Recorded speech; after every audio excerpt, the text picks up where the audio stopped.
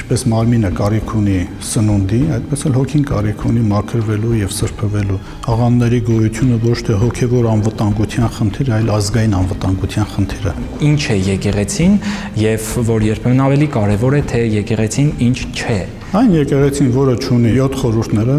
չի կարող կոչվել եկեղեցի։ Մենք մոռանում ենք, որ խղճի ձայնը Աստծո ձայնն է մեր մեջ։ Փշից եւ տատասկից դուրս եւ խաղող չես կարող քաղել։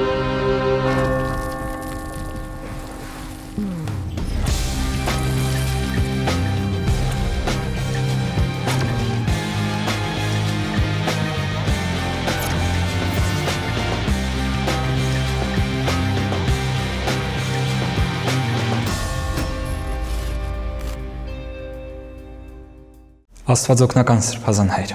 Աստված պահապան։ Մեր օրերում մարդիկ շատ են խոսում եկեղեցու մասին, մի դեպքում դա բնականաբար մեղադրական ծիրիցներս է ու հարձակումների տեսքով, ու դա բնականաբար ծնում է նաև հակազդեցություն եւ շատերը նաև ձգտում են պաշտպանել եկեղեցին ու թվում է թե ավելի քան երբևէ եկեղեցու մասին խոսքը շատացել է համացանցում։ Միևնույն ժամանակ դա մի լուրջ խնդիր է հայտ բերում, որ թե հարձակվողների, թե պաշտպանողների մեջ մենք բարձրորոշ տեսնում ենք եկեղեցու մասին շատ հստակ պատկերացում չունենալու հանգամանքը։ Ու երբեմն մարդիկ չունեն հստակ պատկերացում ինչ է եկեղեցին եւ որ երբեմն ավելի կարեւոր է թե եկեղեցին ինչ չէ։ Դուք իբրև գուգարած թեմի առաջնորդ ձեր համայնքում ընդհանրապես ինչպես է մարդկանց բացատրում ինչ է եկեղեցին ընդհանրապես եւ ինչու է այն կարեւոր մանավանդ մեր այսօրվա այս ծանր օրերի մեջ։ Շնորհակալություն այս գեղեցիկ պատի առիթը ստեղծելու համար։ Ընդհանրապես եկեղեցին մեր հասարակության մեջ սխալ ընկալում ունի։ Եկեղեցին միշտ մեր հասարակությունը դիտում է իբրև իրեն համար իր կարիքները հոգալու համար մի վայր, բայց շատ հաճախ մենք մոռանում ենք այդ կարիքները հոգալու համար վայրը մեր հոգևոր կարիքների մասին է խոսքը, ինչպես որ Քրիստոսին մեղադրանք առաջադրեցին,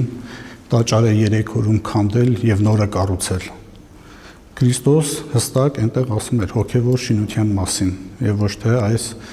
մեր տեսանելի շինության մասին։ Այսօր էլ մարդկանց մոտ այդ հոգևոր կարիքները նյութականացված են։ Մեծ մասը ցավոք սրտի նյութականացված են։ Այս ամենը գալիս է մեր ժողովրդի ցածր իմացությունից, կրոնական, եկեղեցաբանական եւ ընդհանրապես հավատքի հետ կապված։ Եվ երկրորդը գալիս է այն բանից, որ մեր ազգը մի քիչ, մեր ժողովուրդը շատ հաճախ ինքը իմաստունի տեղ է դնում, դեռ ուսումը չստացած ցանկանում է դասավանդել, դասախոսի դերում լինել։ Այս երկու պակասն է, որ կա այսօր մեր հասարակության մեջ, եւ այդ պակասի արդյունքում է ստեղծվում այդ բոլոր խոսակցությունները օրինակի համար։ Մեկը ասում է Վանաձորում 1 ամիս առաջ մի երիտասարդ Facebook-յան գրառում էր արել, ասելով, որ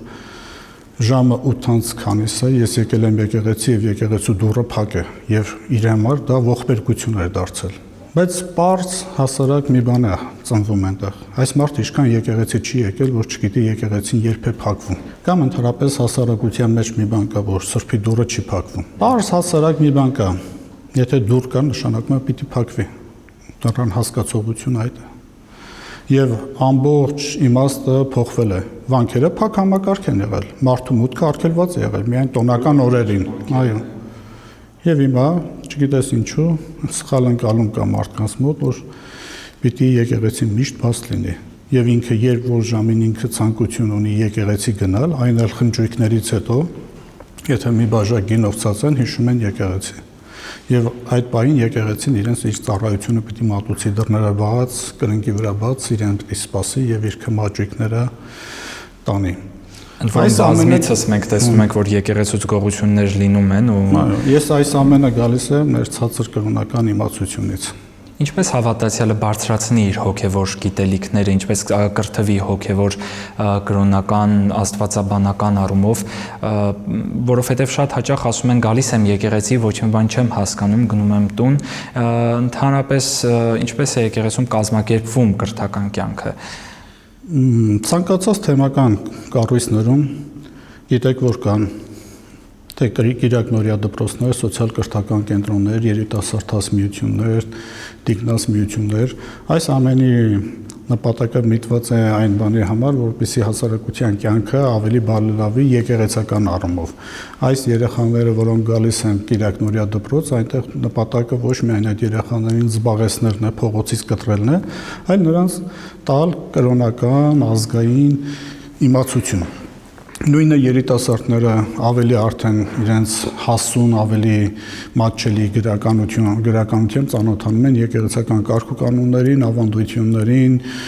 Սուրբ գրքի սերտողությանը եւ ընդհանրապես աստվածաբանությանը եւ եկեղեցաբանությանը։ Նույնը կանանց դիգնաց միությունը ինչով է զբաղված է եկեղեցու մակրությամբ, եկեղեցում իրենց բերած ծառայությամբ, ինչու՞ չէ նաեւ քարոզչությամբ։ Կանայք իրենց հետ նստում են այն սուրճի բաժակի շուրջ, եթե պետք է խոսեին հարևանի ինչ գնեց, ինչ չգնեց, արդեն այս անգամ իրենք խոսում են կրոնական իմացություններից, աշխարհի գեղեցիկի մասին, բարու մասին, չարի մասին, ինչ տարբերություն կա չարու եւ բարու միջեւ, խոսակցությունն է, որ ծավալվում է։ Մարդու կենցաղը նաեւ քարոզչություն է։ Իմ այդ քարոզչությունը իրենք ծավալում են իրենց շրջապատի մեջ ամեն անգամ մի նոր մարդ, նոր հարևան ներգրավելով։ Ու երբեմն սեփական օրինակը շատ ավելի ազդու քարոզ է, քան որևէ խոսք։ Այո, մարդու կենցաղը դրա համար եմ ասում, ինքը ավելի լավ քարոզ է, քան 1000 մի խոսք կամ 1000 մի գրականություն։ Օրինակ Գուգարաց թեմի ծիծեռնակ ճամբարը ամենալավագույն քարոզչությունն է։ Տարեկան 1000 երեխա, 1000-1200 երեխա են գալիս են երեխաներ, ճիշտ է, մի մասը արդեն 1 տարի, 2 տարի եկել է, բայց գալիս են մի այնպիսի մասը, որ ընդհանրապես նրանք կտրված են եղել կրոնական որևիցե հաղորդումից, շփումներից, ազգային շփումներից եւ այնտեղ իրենք ստանում են կրոնական նվազ գիտելիքներ, բայց շատ կարևոր։ Եթե մեր օրերից կտրվենք ու ավելի դիտարկենք եկեղեցին աստվածաբանական տիրույթում, աստվածաբանորեն ինչ է եկեղեցին ըստ մեր եկեղեցու դավանության։ Եկեղեցին այն վայրն է, որտեղ Սուրբ Գրիգոր Նարեկացին ասում է մարդկանց հավաքատեղի է, հրեշտակների բնակարան է, մեղքերի քավության եւ թողության վայր է։ Ինչպես մեր պատարակում էլ։ Այո։ Հիմա մարդկանց բնակատեղի ասելով շատ ինքը մեծ ընդգրկուն հասկացողություն է։ Ամբողջ աշխարհը արդեն եկեղեցի է դառնում, դրա համար մենք պատարակի ժամանակ մեր ծածուկ աղոթների մեջ միշտ ասում ենք, որ տաճարացրու այս ժողովրդին, այսինքն եկեղեցական կարգի մեջ պահիր այս ժողովրդին։ Իսկ հրեշտակների բնակարանը այնտեղն է, որտեղ ամենաապահով վայրն է, մարդը ապահով է զգում, իսկ ուր ապահով պետք է զգի, եթե ոչ Նոյան տապանի մեջ, իսկ եկեղեցին այսօր Նոյան տապանի խորհրդանիշն է, եւ ավելին գնալով եկեղեցին Սուրբ Հոգու գործունեության շարունակությունն է այս աշխարհի վրա, դրախտի արտացոլանքն է երկրի վրա, իսկ եթե դրախտի արտացոլանքն է, ինչպես կարող է այդ վայրը անմաքուր լինել, լավը չլիներ, այնտեղ միշտ գեղեցիկն ու լավն է լինում։ Երբ Սուրբ Կիպրիանոս Կարթագենացուն հարցրին, արդյոք կարող է մարդը փրկվել եկեղեցուց դուրս, նա ասաց ցույց տվեք ինձ այն կենթանուն, որը Նոյան տապանից դուրս փրկվել է, եւ ես ձեզ ցույց կտամ այդ մարդուն, որ դեպքում ենք մենք հայտնվում տապանից եկեղեցուց դուրս, որ դեպքում է մարդը դադարում լինել եկեղեցու անդամ ու ուղղակի ինքն իրեն հեռացնում է եկեղեցու հաղորդությունից։ Ավելի խորքային, եթե նայենք, մենք պիտի գնանք դրախտ, մեր նախածնողների օրինակը։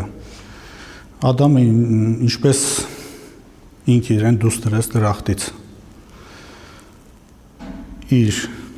կասկածամտությամբ եւ իր Աստծո ներկայությունը իր շուրջը չտեսավ։ Ինքը երբեք չզգաց Աստծո ներկայությունը իր կողքը եւ ինքը մի տեսակ Աստծուն մերժեց իր իրական կյանքից ներս։ Ինքը կարծում էր մարդկային նախնական միամտությամբ, որ ինչ որ անի, ինչ էլ որ գործի, Աստված շատ զբաղված է, Աստված չի կարող տեսնել իր գործած հանցանքը կամ զանցանքը։ Ինքը արդեն մերժել էր Աստծո ներկայությունը։ Հիմա մենք էլ իբրև Ադամի ժառանգներ շատ հաճախ մերժում ենք Աստծո գոյությունը մեր կյանքից ներս։ Մենք կարծում ենք, որ Աստված զբաղված լինելով այս ամբողջ տիեզերքի կարգավորումով չի կարող տեսնել այն փոքրիկ հանցանքը կամ զանցանքը, որ մենք գործում ենք։ Սակայն մոռանում ենք, որ մենք ենք Աստծուն տվել մի շարք ստորոգելիներ։ Օրինակ Աստված ամենակարող է, Աստված ամենատես է, Աստված ամենուրեք է, Մոռանում ենք, որ հենց մենք ենք այդ բաները, տիտղոսները տվել Աստծուն, բայց շատ հաճախ անտեսում ենք։ Եվ մոռանում ենք մի ամենակարևոր բան։ Շատ հաճախ մենք ասում ենք այս գործը անելիս մեր խիղճը չտարավ։ Խղճի ձայնը։ Մենք մոռանում ենք, որ խղճի ձայնը Աստծո ձայնն է մեր մեջ։ Մեր դատավորն է։ Ամեն անգամ հիշեցնում է, որ այդ արարքը չպիտի անես։ Իսկ հնարավոր է արդյոք այդ դատավորին լրացնել կամ այժմեական կաշառել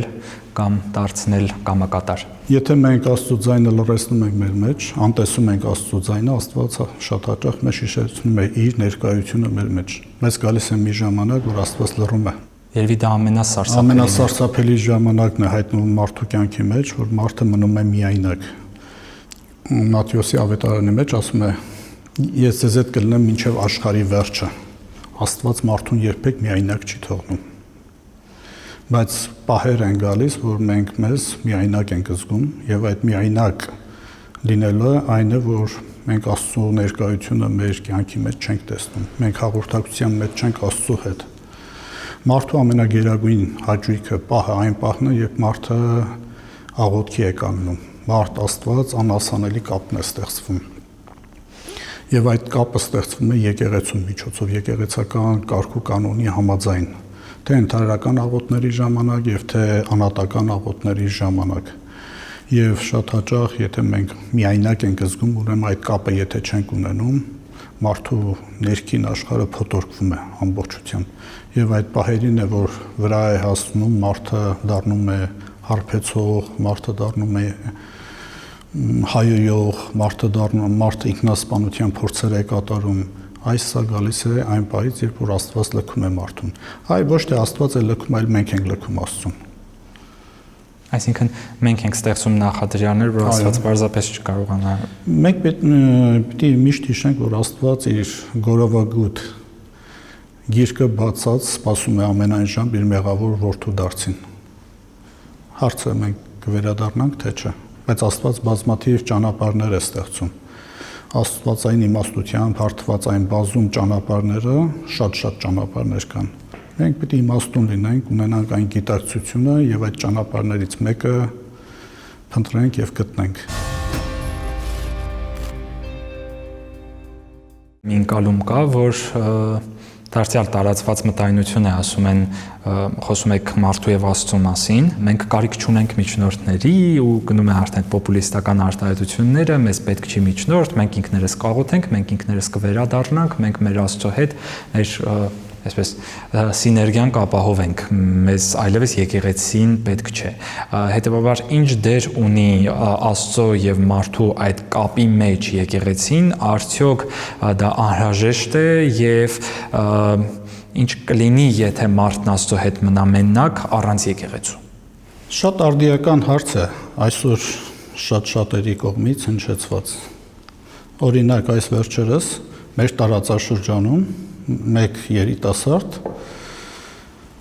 ասել էր, որ ես կարիք չունեմ հայոյող հոգևորականի, թե որտեղից էր վերցրել, որ մարդը հայոյում է հոգևորական, այդ էլ անհասկանալի դարձավ, եւ կարիք չունեմ հոգևորականի, ես իմ կապը Աստծո հետ է։ Այդ մարդը, ինչպես ասացինք, ունի թյուր ընկալում կրոնական, եկեղեցագիտական, ընդհանրապես Աստծո մասին։ Քրիստոս հենց ինքը հաստատեց եկեղեցին։ Ինքը ստեղծեց առաքյալները ստեղծեցին ձեռնադրության միջոցով, ստեղծեցին եկեղեցագիտային ձեռնադրության խորհրդով ստեղծեցին առաքելական հաջորդականությամբ, ձեռնադրությամբ ստեղծեցին եկեղեցին։ Այսինքն, եթե դուք չեք ընդունում այս հոգևորականին կամ այն հոգևորականին, իրենք ավելի վատ մի վիճակի մեջ են հայտնվում։ Իրենք չեն ընդունում Քրիստոսի կողմից ձեռնադրությունը, չեն ընդունում, այսինքն այն պարագան, որ Քրիստոս ասաց գնացեք, աշակերտեցեք բոլոր հեթանոսներին, Հոր, Որդու եւ Սուրբ Հոգու անունով աշխարհի 4 կողմերը։ Առաքյալները գալով, մեր պարագային Թադեոս Բարթիմեոս առաքյալները գալով Հայաստան, իրենք ձեռնադրեցին իրենց հետնորդներին, հետնորդներն էլ իրենց հերթին։ Հիմա եթե իրանք չեն ընդունում այդ միջնորդին, ուրեմն չեն ընդունում Քրիստոսի պատվիրանը։ Եվ 110 անգամ է եկեղեցի բառը միայն նոր կտականում հանդիպում։ Հիմա նույն այդ առաջին դարում է այնպես չէ, որ սա նոր է։ Առաջի դարում էլ Իգնատիոս Անտիոքացին Կորինթացիներին ուղված նամակում հենց այս բանի մասին էր խոսում, շրջիկ հոգևորականների մասին, այն մարդկանց մասին, որոնք որ մերժում էին հոգևորականի հասկացողությունը, կարծում էին, որ իրենք կարող են, որովհետև մեկը կարող է գնալ մի համայնք եւ քարոզչություն անել։ Սակայն այդ քարոզչությունը եկեղեցու ամենակարևոր Աստվածաշունչ մատյանը բացատրելու իրավունքը տրված է հոգևորականին։ Ինչու է տրված հոգևորականի, այլ եւ ոչ մի դասախոսի, մանկավարժի կամ որևիցե մեկին, այսինքն մեկը, որը ունի գիտակցություն կամ ունի այդ ամեն ինչի մասին տեղեկություն։ Այն պարզ պատճառով, որ կարող են սխալ բացատրություններ չտան։ Գնոստիկական շարժումները, եսենական շարժումները, բոլոր այդ մծմենական շարժումները դրանց ծնունդ են։ Կամայական վերլուծություններ, կամայական մեկնություններ տալու Սուրբ Գրքին։ Դա էր պատճառը, որ վերապահված է միայն եկեղեցուն։ Եվ Սուրբ Իգնատիոս Աստվածազգյացը հստակ նաև ընդգծում է եպիսկոպոսի դերը եւ եկեղեցին հենց արդեն առաջին, երկրորդ դարում առաքելական հայրերի մոտ բնութագրում է որպես եպիսկոպոսի շուրջ պատարակ մատուցող եպիսկոպոսի շուրջ շատ հստակ մեր նվերապետական կարգը կար հենց Անտիոքացու ժամանակ, Իգնատիոս Անտիոքացու ժամանակ սարգսավակ քահանա եպիսկոպոս եւ եպիսկոպոսը համարվում էր եկեղեցու միության խորհրդանիշը։ Հիմա կարող են ասել, որ Անտիոքացին սխալ է հասկացել, կամ Աստվածազգյացը Իգնատիոս Աստվածազգյացը սխալ է հասկացել այդ մեկնությունները, կամ Պարսեղ Կեսարացին, որ ասում էր եկեղեցին համարվում է ավանդության, գանձապահն է ավանդության, բոլոր ավանդությունները պահվում են եկեղեցում, կարող է սխալ են հասկացել իրենք, ճիշտ չեն հասկացել։ Դե այսօր երբ հստակ Սուրբ գրային նաև մեջբերումներով է ցույց տալիս, շատ հաճախ հնչում է այդ հանճարեղ խոսքը, թե Պողոս Առաքյալը դայի նկատի չուներ, եւ այդ հայտնի կատակն էլ կա, որ երկնքի արքայության մեջ մենք տեսնելու ենք բազում մարդկանց, որոնք համոզելու են Պողոս Առաքյալին, որ ինքն իրականում դայի նկատի չուներ, բայց եթե նայենք հենց նոր կտակարանին, մենք էլի տեսնում ենք, որ եկեղեցու այդ փրկար ներկայությունը երկու հիմնական կետում է շեշտադրում՝ մկրտություն եւ պատարակ։ Մկրտության մասին ավելի շատ է խոսվում, թվում է թե մարդիկ արդեն հստակ գիտեն, որ մկրտությունը քրիստոնյա լինելու առաջին քայլն է, սկիզբն է եւ քանի դեռ մկրտված չես, դուրս ես քրիստոնեությունից։ Պատարակին չմասնակցող մարդը որքանով է քրիստոնյա եւ ընդհանրապես որքան հաճախ նվազագույնը որքան է պետք տարվա ընթացքում մասնակցել պատարակի, որպեսզի դու կարողանաս քեզ համարել քրիստոնեական համայնքի անդամ։ Սա մենք նախ պիտի դիտարկենք ինչ պատճառ ունի, որ մարդը չի մասնակցում։ Օրինակ շատ հաճախ երիտասարդ կանայք, որ ուզում են գալ մասնակցել պատարակին, նախ իրենց երեխաները կամ իրենց ծառայաբերվածությունը առօրյան խանգարում է, շատ մեծ դեր ունեն խոչընդոտող ամուսինները աշխատանքից գալիս պիտի կինը իր կողքին լինի, իրեն ճաշը տալ, իր ամեն ինչը պատրաստել, ամեն ինչ անել, այսինքն իր ցանկությունները պետք է բավարարվի։ Բայց շատ հաճախ իրենք մոռանում են, որ այդ նույն ինչպես մարմինը կարիք ունի սնունդի, այդպես էլ հոգին կարիք ունի մաքրվելու եւ սրբվելու, եւ այդ միակ տեղը եկեղեցին է, եկեղեցի գնալով։ Բայց պետք է ասել, որ բարեբախտությունը բավականին մեծ ազդեցություն ունեն այս օրերը, հատկապես այս ժամանակահատվածում, որ մարդիկ դառնում են իրական քրիստոնյաներ, այլ ոչ թե խոսքի քրիստոնյաներ, այլ իրական քրիստոնյաներ։ Շատ հաճախ հարց է հնչում, ես եկեղեցի չեմ գնացել, հաղորդություն չեմ ստացել, ապաշխարության կարգը չեմ անցել, խոստովանություն չեմ անցել, բայց ես ինձ ընդունում եմ քրիստոնյա։ Ես հավատում եմ, որ ես քրիստոնյա եմ։ Գրիգոր Տաթևացին էլ է ասում, սատանան երբեք չարություն բան չի անում, պակ է պահում միշտ, բայց միշտ չարություն է անում։ Չի դադարում իր չար գործերից։ Բայց պակ պահում է միշտ։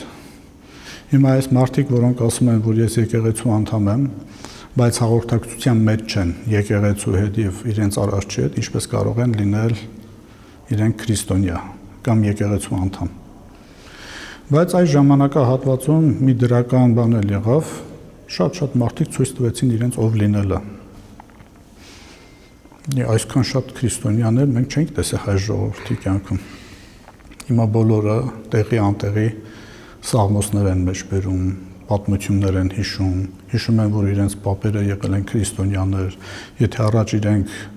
շատ հմտությամբ թաքցնում են կամ ամանչում են իրենց ազգի մեջ հոգևորական են ունեցել, հիմա այսօր այդ նույն մարդիկ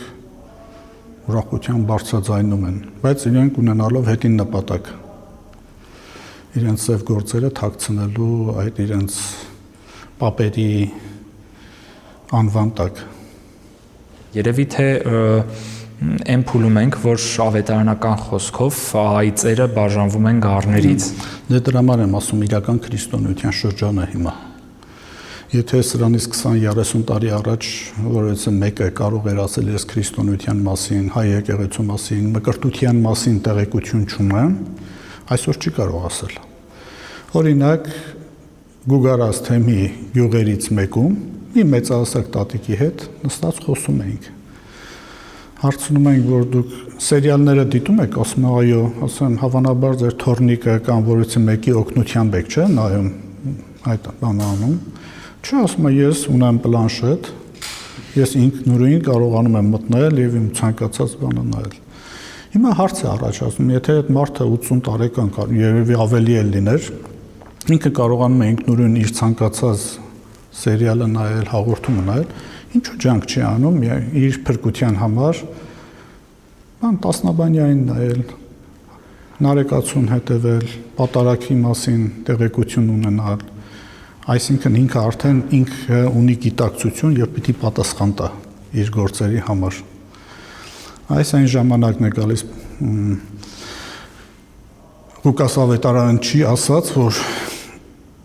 ով որ ունի, նրան կտրվի, իսկ ով որ չունի, թեև կարծում է, որ ունի, նրանից կվերցվի։ Շատ հաճախ մարդիկ կարծում են, որ ինչ ունեցվածքի մասին է խոսքը, դրամ ունենալու, պատիվ ունենալու, հարգանք ունենալու մասին է, կարողություն ունենալու մասին է։ Անշուշտ ոչ, դրանց մասին չէ, որովհետև գիտակցություն ունենալու մասին է։ Ով որ ունի գիտակցություն, Աստված նրան ավելին կտա։ Իսկ ով որ չունի, թեև կարծում է, որ գիտակցություն ունի, այն կորցնելու է այդ գիտակցությունը։ Եվ Պողոս Առաքյալը շատ հետաքրքիր 3 հիմնական ուղղություններ է տալիս մեզ, ասում, չէ՞։ Այդ բանը բարությունը, արդարությունը, ճշմարտությունն են։ Այդ մեր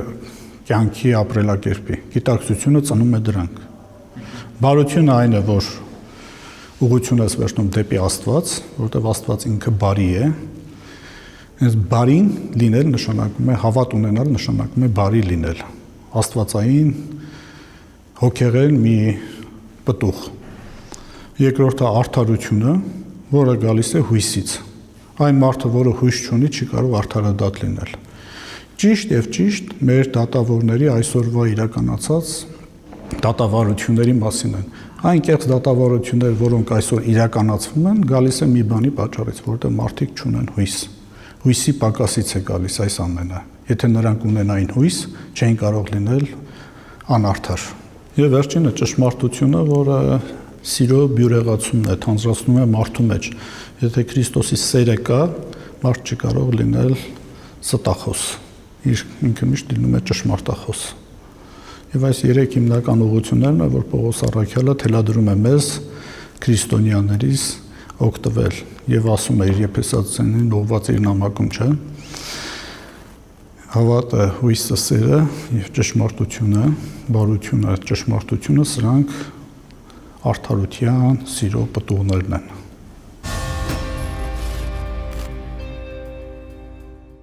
Մենք խոսում ենք եկեղեցու մասին ու միևնույն ժամանակ գիտենք, որ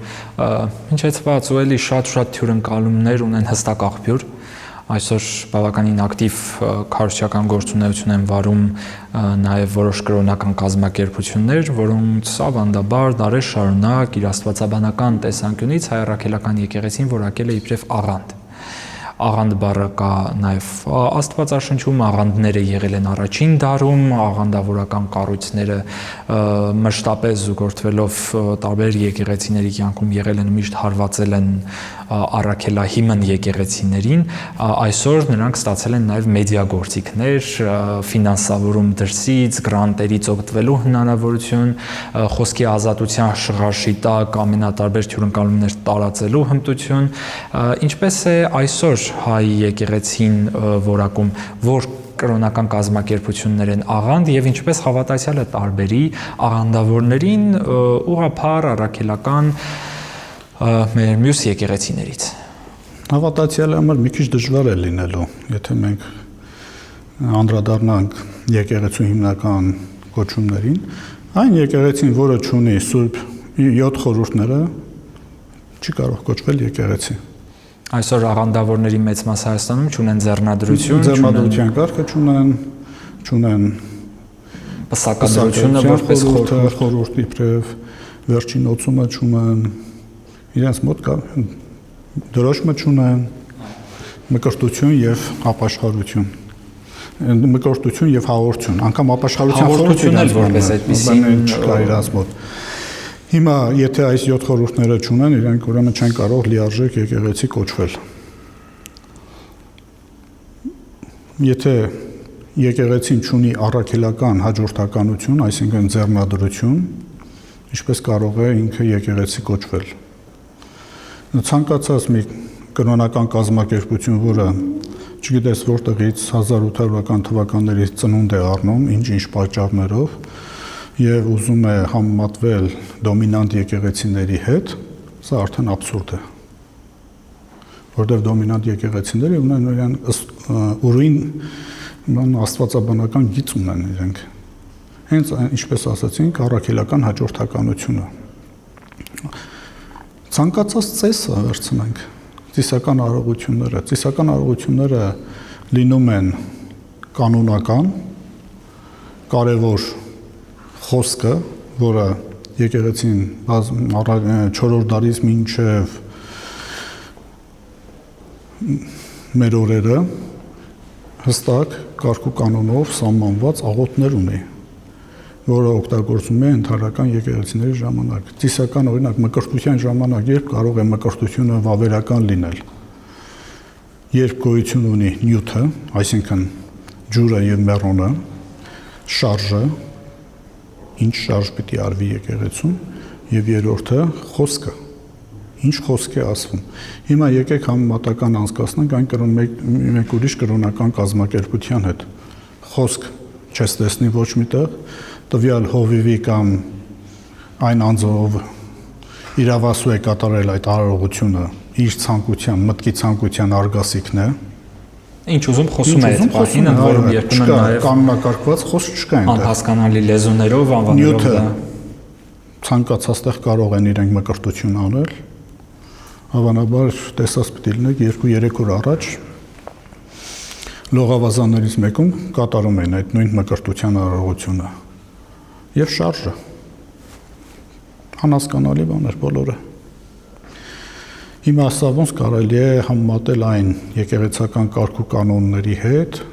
ոչ միայն առաքելական եկեղեցու, այլ նաև օրթոդոքս եկեղեցին, կաթոլիկ եկեղեցին, այս դոմինանտ 3 եկեղեցիների հետ ինչպես կարելի է համեմատել այս ամենը։ Մի քիչ դժվարանում եմ ես նրանց եկեղեցի կոչել։ Իսկ որոնք են հիմնական վտանգները, որոնք կրում են աղանդավորական կազմակերպությունները Հայաստանում այսօր չէ, որ դա լրջագույն նաև անվտանգային խնդիր է։ Ես շատ հաճախ այս վերջերս միշտ ասում եմ, որ աղանդների գոյությունը ոչ թե հոգևոր անվտանգության խնդիր, այլ ազգային անվտանգության խնդիր է։ Հոգևոր անվտանգությունը էլի լուծելի է, բայց ազգային անվտանգության հարցը մի քիչ մեզ փոքր երկրների համար շատ վտանգավոր է։ Հիմա ժողովուրդը իրենք պիտի ընտրություն կատարեն, ինչպես որ ավետարանն է ասում, չէ՞, փուշից եւ տատասկից թուս եւ խաղող չես կարող քաղել։ Հիմա իրենք պիտի տեսնեն, իրենք պիտի որոշեն, թե այդ կրոնական կազմակերպությունները ինչ օգուտ են տվել իրենց։ Եվ լիահույս եմ, որ մերոնք ունեն, մեր ժողովուրդը ունի այն գիտակցությունը եւ ամեն անգամ, ինչպես որ 17-րդ, 19-րդ դարում Պոլսում կամ Արևմտյան Հայաստանում այն հայտնի պատմությունը կա, չէ, վերջին տատիկը, որ դուրս է գալիս եկեղեցուց, հոգևորականը, այսինքն բանը կրոնական կազմակերպչի այդ հովիվը վազում է, այդ տատիկի ձեռքը բռնում է, ասում է ուր ես գնում, այդ տատիկը ասում է այլուր չկա, հավատ չկա, թուրքերենով ուն բիտի, դին բիտի, հայրությունն է անում։ Հիմա մերոնք էլ արդեն այն է լավը, որ երրորդ շրջանի կամ երկրորդ սերնդի կրոնական կազմակերպության անդամ չի լինում։ Անդադ մարդիկ տեսնում են, զգում են եւ դուրս են գալիս։ Այսինքն փնտրտուքի ճանապարհին իրենք հայտնվում են այդտեղ եւ ունենում են այն գիտակցությունը, այնտեղից դուրս են գալիս։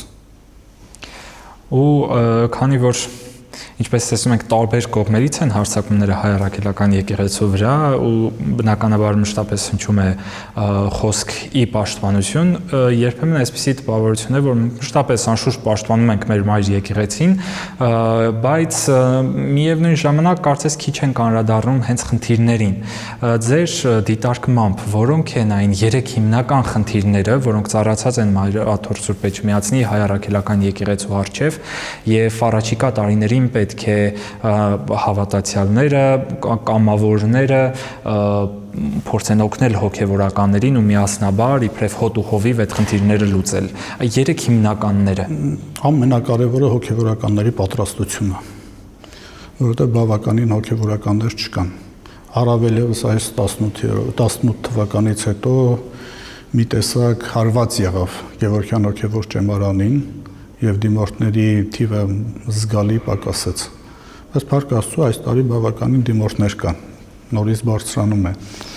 Բայց այս 7 տարիների բացվածքը մենք զգալու ենք հոգևորականների սակավությունից եւ այդ է պատճառը, որ բանիմաց հոգևորականների թիվը պակասելով պիտի կրոնական այլ կազմակերպություններ իրենք գլուխ բարձրացնեն։ Ամենաառաջինը մեր հոգևորականների պատրաստությամբ է։ Վերջերս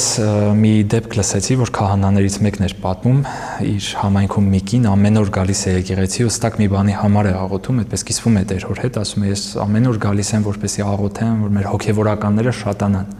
Ասում ես աղոթում եմ, որ լիքը հոգևորականներ, վանականներ լինեն, յուրաքանչյուր վանքում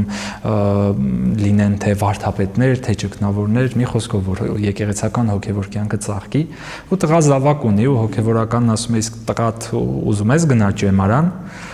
կինը այդպես շատ հստակ դիրքորոշում ուներ, որ իր տղան չի գնալու ճեմարան, չէ, ինչ ճեմարան բան, պիտի գնա իրավաբան դառնա, տնտեսագետ դառնա, այսինքն շատ հաճախ մենք սիրում ենք խոսել եկեղեցու խնդիրների մասին, բայց ոչ մեկ չուզում այդ խնդիրներին մասնակից հաճախ եւ անձնապես ինքս ունեմ այդ վկայությունը, թե տանը ինչ մեծ կոնֆլիկտների տեղի կարող է դալ ճեմարանական գնալու այդ որոշումը, բայց բնականաբար կարծում եմ ձեր ընտանիքում այդ խնդիրը չի եղել, ինչ է դա մեծանալ քահանայի ընտանիքում։ Հայրս կիսասարգսակ է, եղբայրս է քահանա, պապիկս է քահանա, այսինքն մեր ընտանիքը եկեղեցում է եղել։ 400 տարի հոգևորականների բան է եղել, շարավեղ, ազգատո։ Եվ մինչև հիմա շարունակվում է։ Հորեղբորս տղան եղբայրը Ջունյաց թեմի առաջնորդն է, մյուս հորեղբորս տղան Գյումրիում հոգևորական է։ Լիահույս եմ, որ նորից պիտի շարունակվի։ Մեր ընտանիքում ընդհանրապես նման խոսակցություն չի եղել, թե ինչի պիտի իմ զավակը դառնա հոգևորական, այլ ընդհակառակը միշտ քաջալերել են մեզ։ Միշտ քաջալերել են, որ մենք պիտի գնանք եկեղեցի։ Մանավանդ այդ դժվարին տարիներին։ Հետ երկրաշարժյան տարիներն է, ուսում չկար, դպրոց չկար, դասեր չկային։ Մենք մեր կրթությունը հիմնական այդ ժամանակահատվածը գտնում էինք եկեղեցում։ Եթե կարողանայիք վերադառնալ ու հանդիպել ձեզ 10-ամյա հասակում, ինչ խորհուրդ կտայիք, ինչ կասեիք։ Ես նորից կհետևեի իմ անցած ճանապարհին։ Ճեմարանական կյանք, ուսումնառություն, հովական ծառայություն։ Դրանից ավելի լավագույն կյանք ես չեմ պատկերացնում։ Շնորհակալ եմ շատ այս զրույցի համար։ Շնորհակալ եմ եկեղեցիկ հաճելի բայերի համար։